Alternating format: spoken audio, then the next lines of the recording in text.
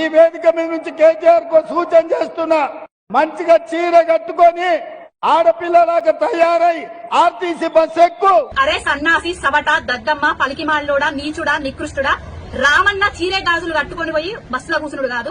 ఈ చీరే గాజులు నీకోసం తీసుకొస్తా నేను. నువ్వు ఇవి కట్టుకొని ఇవి వేసుకొని బస్సులో కూర్చో. మహిళలు ఎంత నరకం అనుభవిస్తున్నారు నువ్వు ఫ్రీ బస్సు పెట్టడం వల్ల.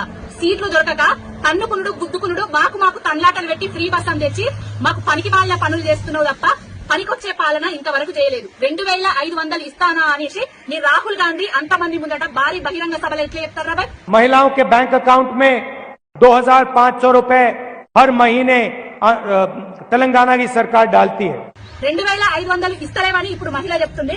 మరి ఇది నిజం కాబట్టి నువ్వు ఈ చీర గాజులు మీ రాహుల్ గాంధీ పంపి. ఈ 2500 అనేది మీరు పంచుకుంటారా? ఈ చీర గాజులు కట్టుకొని తులం బంగారం అన్నారు, మహిళలకు గ్యాస్ కనెక్షన్ అన్నారు, అలవి కాని హామీలను చూపించారు, అరచేతిలో ఆకాశాన్ని చూపించి అధికారంలోకి వచ్చిండ్రు. ఒడ్డు ఎక్కేదాకా బోడమల్లన్న, ఒడ్డు దిగిన తర్వాత బోడమల్లన్న అన్నట్టుగా భాష లేదు, ఒక సంస్కారం లేదు, ఒక సభ్యత లేదు, పరిపాలన చేతగాని ముచ్చట్లు మాట్లాడుకుంటా ఎవరిని పడితే వాళ్లను పెద్దంతం చిన్నంతం లేకుండా నోటికి వచ్చినట్టు ఇష్టం వచ్చినట్టుగా మాట్లాడతాను. బిడ్డారు మేస్త్రి ఖబర్దార్, ఇంకోసారి రామన్న జోలికి గాని కేసీఆర్ గారి జోలికి గాని వచ్చి ఇట్లాంటి చిల్లర వాక్యాలు చేసేదుంటే ఇవి తీసుకొచ్చి నీకు తొడిగిపిచ్చి ఈ గాజు లేపించి నిన్ను బస్సులో కూర్చునే పెడతాం.